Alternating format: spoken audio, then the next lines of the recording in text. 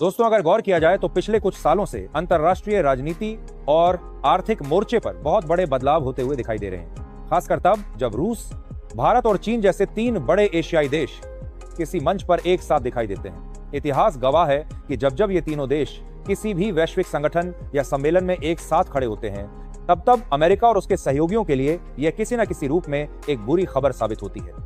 और ठीक ऐसा ही इस बार भी हुआ जब चीन की मेजबानी में शंघाई सहयोग संगठन यानी एससीओ की बैठक आयोजित हुई।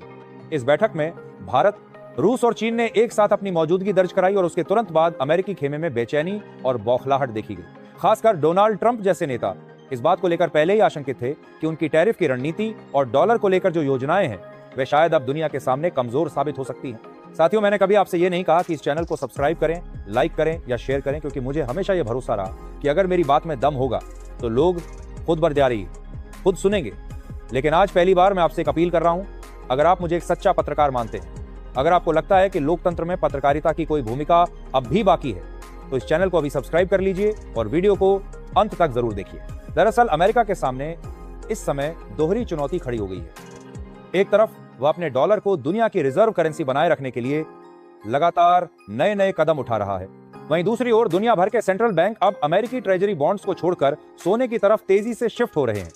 और यकीन मानिए, यह सिर्फ कोई छोटी सी हलचल नहीं है, बल्कि यह एक ऐतिहासिक मोड़ है जिसने डॉलर की बादशाहत पर बड़ा सवाल खड़ा कर दिया है। ताजा आंकड़े बताते हैं कि 30 साल में पहली बार ऐसा हुआ है जब दुनिया के सेंट्रल बैंकों के पास सोना अमेरिकी ट्रेजरी बॉन्ड से ज्यादा हो गया है। यानी अब कागजी वादों पर आधारित डॉलर से भरोसा टूट रहा है और असली धातु यानी सोना फिर से केंद्र में आ रहा है। इस पूरी कहानी में रूस और चीन की भूमिका तो साफ है, लेकिन भारत भी चुपचाप एक महत्वपूर्ण भूमिका निभा रहा है। भारत की तरफ से यह खबर आई कि उसने अमेरिकी ट्रेजरी बॉन्ड्स की होल्डिंग घटाकर 242 बिलियन डॉलर से 227 बिलियन डॉलर कर दी है। इसके साथ ही आरबीआई ने पिछले साल में ही लगभग 40 टन नया सोना अपने रिजर्व में जोड़ा है।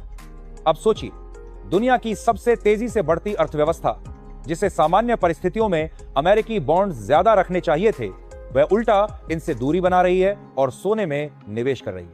यह सिर्फ एक सामान्य कदम नहीं, बल्कि भारत की लंबी रणनीति का हिस्सा है। अगर हम थोड़ा पीछे जाएं तो यह ट्रेंड अचानक नहीं आया। 2008 का वित्तीय संकट याद कीजिए, जब